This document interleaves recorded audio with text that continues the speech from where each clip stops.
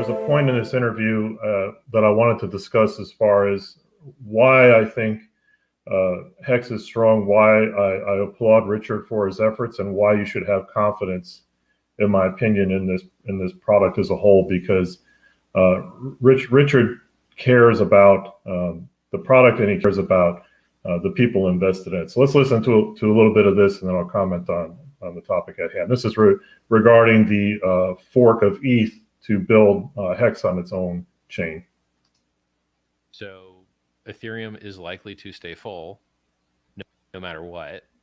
Oh, and by the way, they just raised the costs for HEX 3x in the next Berlin fork that's coming up in 30 days. Because we're a real application that uses real business logic and has to pull data off of a drive using the S-load function. So they increased the gas price of S-load by 2.7x in the Berlin fork after increasing it 4x in the last fork they did. So now it's up 8, 10, 12x. Why? So instead of scaling and making their database work better or increasing block sizes or gas limits or whatever, they just fuck us and other people that use real business logic. They're like, all right, well, you know what? You raise the price 4x, which is the reason we don't have 50-year stakes. We have 15-year stakes. And now you raise the price 2.7x again. Does this sound like unstoppable computing? No, this sounds like our computing is literally getting stopped. I'm not cool with that shit. I'm not cool with it. And it's not fair for someone to make a $50 stake and it costs $150 to unstake it. That's not okay. That's why you're forking? I don't have a choice. If you want to save the layer one guys that have HEX stakes and be able to get their money out instead of just giving it all to a goddamn miner. And what does a miner do with it? Dump the ETH price is what he does with it. Like, miners are not your fucking... Okay. So the thing I wanted to mention here that really is the big takeaway for me is, first of all, Richard has it shows he's still deeply involved with what's going on in ETH and how it's going to impact the little guys, the investors, people like us, the Hexicans, that have locked up and staked with this product, and also newcomers and new coiners coming in.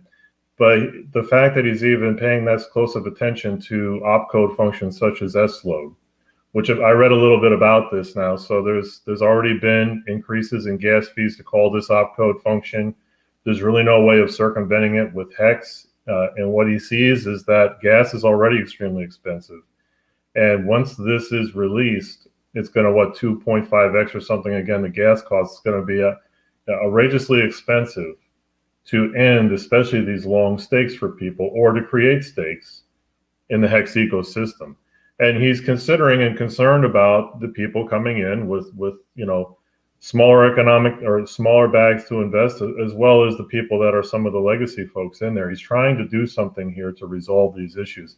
He should be applauded for this, and recognized as somebody that, hey, this isn't scammer type behavior. This isn't a rug pull mentality, and I don't believe he gets enough credit and press for this. So I wanted to bring it up as a point here. He doesn't have to do any of these things. And name me how many projects and developers or project managers, leaders, whatever, wouldn't just turn and run or just ignore this problem and just say, you know what, not my problem. I've already got, the launch phase is over. I've already got millions of dollars from this. I don't really need to innovate. It's your problem that the gas is so high. Go talk to Vitalik. Go hope somebody else fixes it. I'm out. I'm not going to worry about it. This is Richard stepping up to the plate because he obviously cares deeply about the HEX ecosystem, the product he's branded and put his name to, and has founded. And I give him a lot of credit for this. I don't believe he gets enough press for this. And when it comes to people questioning his intentions and his motives, I have no inside information from Richard, by the way. The only info I get is just like you guys in videos, live streams such as this, or maybe what he tweets. But I'm just, asserting my opinion on this as far as what I see from the evidence and what he says in the data.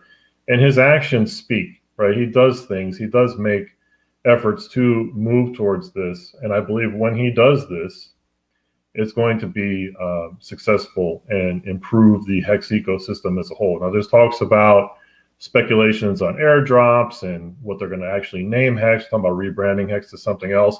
That part I don't think is going to change the gatekeeping, sadly, because the animosity towards HEX is not around the HEX logo or the HEX name. The only reason it's targeted is because it's attached to Richard. So whatever new token he launches or coin, if we're going to call it a coin fabric by forking ETH, then it will probably come up against the same level of resistance. But with the history behind it this time and the rationale he's using to do this, it's not about him. It's about the Hexicans, the stakers, and the end users. He really doesn't stand to gain anything from this other than, of course, the project growing in popularity, which is what he wants, and there's nothing wrong with that. It's his brand, it's his product, and he should, move towards the improvements like this. This is why I believe we're all in HEX to begin with, and this is why many of us have, taken a position with this and applaud Richard for what he's doing. I think that if anything in this live stream is to be recognized as a takeaway, I believe it's this segment right here. The rest of it, there's some good high notes and talk about watches and other types of things and ETH and other people in the space that hate on Richard and whatnot, and some of the stuff he's had to overcome. But the big part of it is really just this right here. So again, looking forward to it. I don't think it's going to be an easy road to hoe. I think it's going to have some uphill battles. Everything in software does. Blockchain is complicated. There's not a lot of people that do it. It's still an emerging tech. It's hard to even call somebody a blockchain expert because things are continually improving and enhancing in the space. I mean,